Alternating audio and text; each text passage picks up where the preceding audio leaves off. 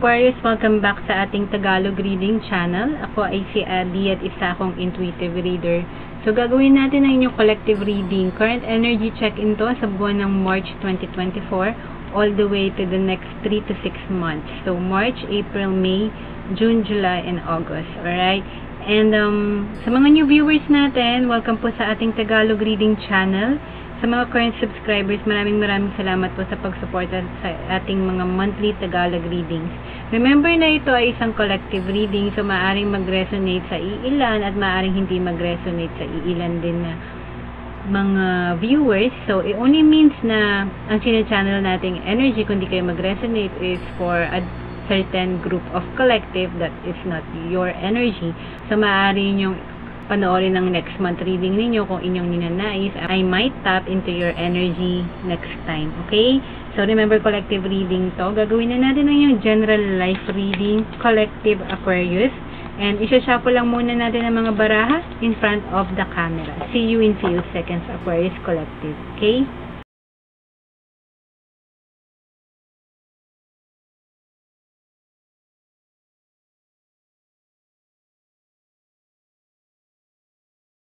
Hi again, Collective Aquarius. So, gagawin na natin ang inyong general life snapshot. Current energy check-in for the month of March and all the way to the next 3 to 6 months. Okay? So, kukuha tayo ng 7 cards para sa inyo. And, ito ang Goddess Power Oracle cards by Colette Baron Reid. Alright? Are you ready, Aquarius? First position, Aquarius, meron tayong forgiveness. Okay. Position 2, Aquarius, nandiyan si Artemis. Focus. Okay, kasi archery siya eh. Position 3, nandiyan si Mnemosyne, or Mnemosyne, the past. Wow. Position 4, nandiyan ang Blessed Virgin Mary, miracles. Okay. Position 5, nandiyan si Lakshmi for fortune. Nice. Abundance. At position 5, position 6, nandiyan si Gaia, Earth, of course. At the center, Aquarius, nandiyan si Mama Rocha or Kocha for water. Okay? So, sa general life reading nyo, current energy check-in all the way to 3 to 6 months to, no? From March. Position number 1, nandiyan ng forgiveness. So, maaaring lately, no, medyo stuck tayo or may blockage pagdating sa pagpapatawad, no, ng mga circumstances, situations, or even mga tao lately sa buhay natin, no. So, ito daw yung kailangan mong pakawalan. So, kung may blockage tayo, try to work on yourself, no. Inner work to, kung paano tayo makaka-heal, and then so we can forgive, diba? Yun ang, as simple as that, guys. That's the only way to give forgiveness, no, sa mga past situations and people. Okay? Unang-una, kailangan mong gawin, i-accept mo na nasaktan ka, kailangan mo mag-heal, and then, after that, when you move on and healed completely, doon mo makakaya na magpatawad. Okay? So, ito is more like an advice sa'yo, no? Kasi may blockage tayo or nahihirapan tayo magpatawad. So, think of a reason bakit nahihirapan tayo magpatawad. Okay? And, depende sa gravity ng nagawa. Yes, okay, but there are things na kailangan din i-work natin sa sarili natin kasi hindi natin pwede i-carry yung baggage na yan for the future or even at the present time kasi tapos na yan, nasa past na yan eh. Okay? Or medyo recently na nangyari but it's still part of the past kasi ang present timeline is yung time na to na pinapanood mo tong reading na to. Okay? So, yan daw ang kailangan mo pakawalan or maaaring feeling ko itong pakawalan na to in a good way na kailangan mong i-release para patawarin mo yung mga circumstances and people na yun na nakasakit sa'yo and at the same time maybe baka kailangan din na patawarin mo rin ang sarili mo. Be kind to yourself. Whatever it is that you're dealing with at the moment, ang sinasabi dito, forgive. Forgive yourself as well for those mistakes na alam mo maybe na realize mo lately na nakasakit tayo ng ibang tao or we contribute to something to make things, you know,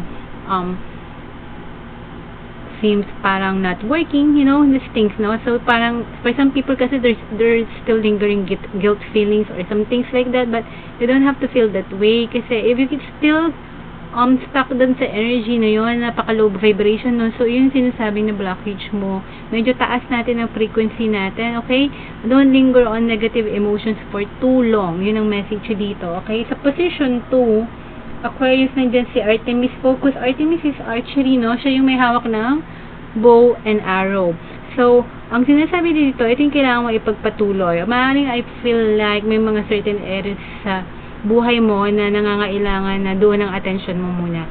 Put your mind on it. Yun ang sinasabi sa focus. Okay? Train your eye dun sa goal na yon, sa mga certain ambition na gusto mong makamit. Okay? Huwag kang magpaka-distract as of this time sa mga unnecessary or unwanted na mga connections and situations na walang madudulot na value sa'yo. So, train your eye na mag-focus dun sa things na may kinalaman sa magiging personal journey mo and personal growth. Yun ang nararamdaman ko dyan.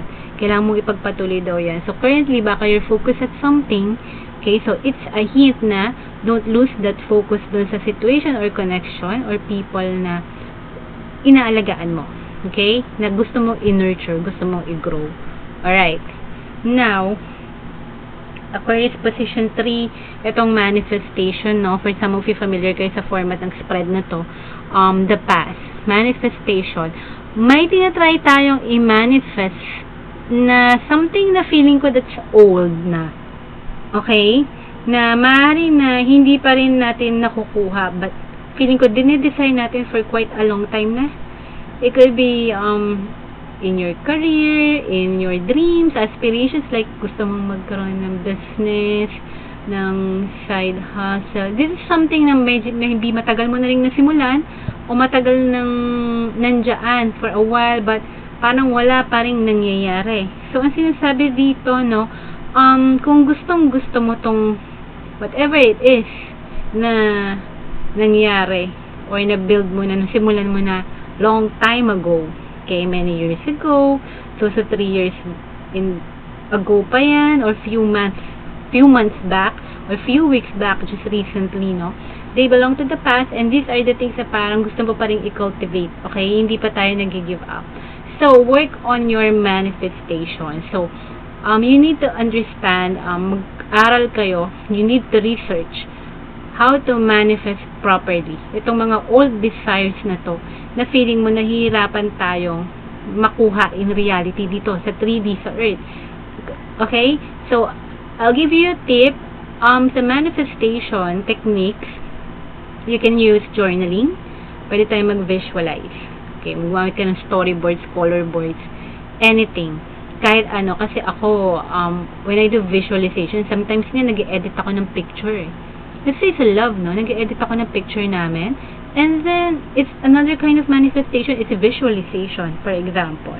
So, if it's pertaining to old connections or current or old flame or old situations or dreams and aspirations mo na you felt like it's not really failing, parang wala lang galaw, diba?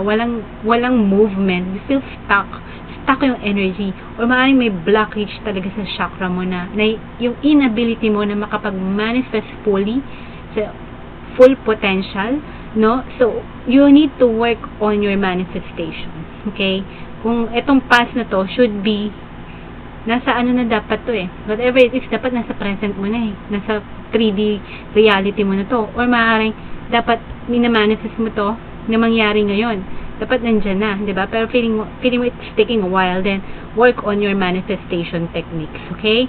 I might recommend yung mga 369 manifestation technique. Sabihin ko sa inyo, it was suggested, recommended by Nikola Tesla. And just Google it and work on it, okay? And then, at position 4, guys, nandyan ang Blessed Virgin Mary natin.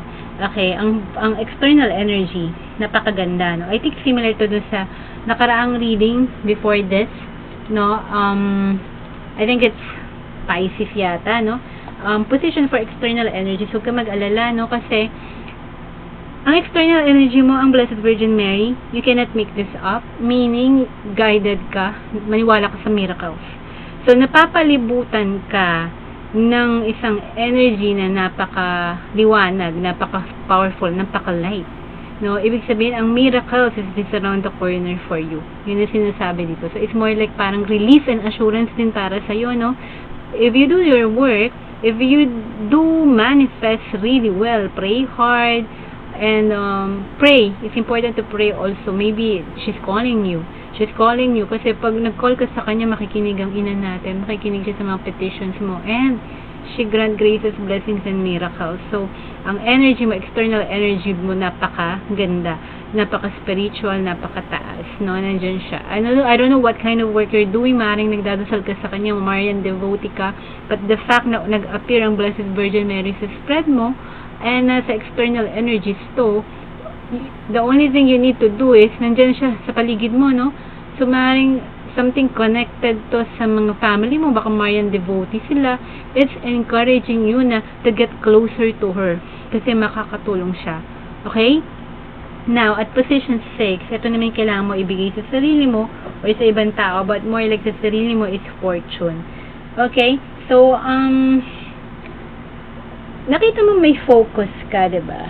May focus ka dito sa kailangan mo ipagpatuloy. Okay? So, kung kailangan mo pagpatuloy, tinrain mo yung mind mo and eye mo sa isang goal or sa focus mo, hindi ka distracted, no?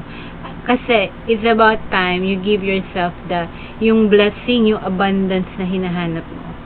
It could be maaaring maging self-sufficient ka, may wind flow ng money na darating sa'yo, success, career, may mga changes na magaganda finally na dumating sa buhay mo if you train your eye to be focused. Kasi sabi ko sa'yo, kailangan mong mag-manifest harder, okay? Proper techniques in manifestation. Work hard. It's an energy work. So, if you work on it, nandiyan ang focus, no? It could bring you prosperity. Makaka-attract ka ng prosperity and abundance. Plus, ang external energies mo ay miracles. Nandiyan ang ating butihing ina, no? So, it's more like parang guidance sa'yo from March all the way to the next 3 to 6 months. Okay? Work on desiring your dreams, no? Kung tagal mo nang gustong mangyari to or makamit to, but wala pang nagmamaterialize, ang sinasabi, focus ka. Kasi, if you have this, yung kailangan mong ipagpatuloy, di ba si Artemis, bow and arrow yan. So, ang focus yan nandun sa bullseye. Parang ganon.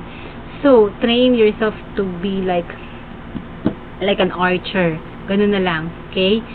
Nandun ang focus mo sa goal mo.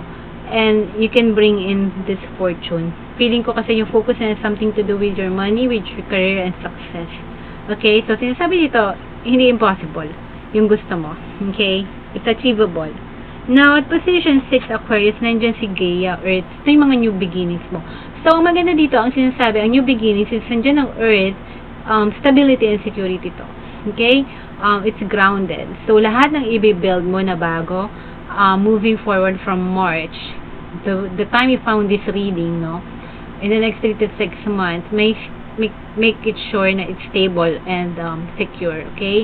Na secured ka. Or it could also be telling you na lahat ng i-build mo na bago from scratch, magiging mas stable and secure, no? So, ensure mo lang, hindi ka nagbe-build ng something na wala kang panghahawakan, like, hindi ka nagbe-build ng castle in the air or ng sand sa buhangin. Kastilyong buhangin, hindi ganon. Kailangan kung may kastilyo ka, kung may castle, diba?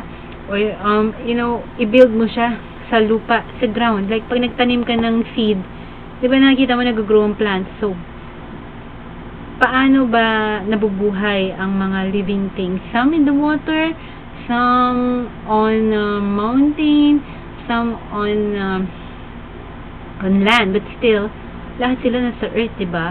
So, ang earth energy, Taurus, Virgo, Capricorn energy ay may dalang sa'yo, new beginnings, no? Maaring may earth element ka rin. And sinasabi to, it's more like, I felt, it could be a warning, it could also be something na prediction na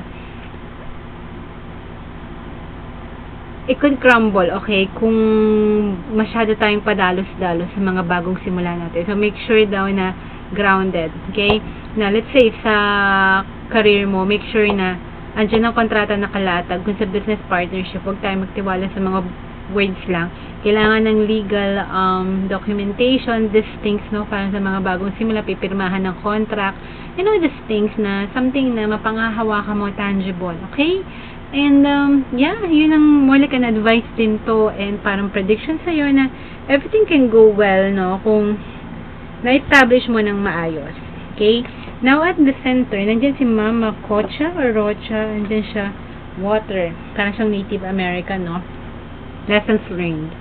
Or lesson na kailangan mo matutunan, something to do with flow, with water. Kasi ang water are parang may healing energy, no? It's may high tide, may low tide, so it's changing. It's constantly flowing. So, as sinasabi sa buhay, huwag tayo magpaka-stuck. You need to flow, to continue moving, okay? To continue to grow, to continue to heal yourself. Kasi may forgiveness card ka dito, no? Kaya, andyan si water. Ang water is rejuvenating, diba? Pag naligo tayo or nag-dip ka sa waterfalls, napakasarap nung energy na binibigay niya. It's revitalizing.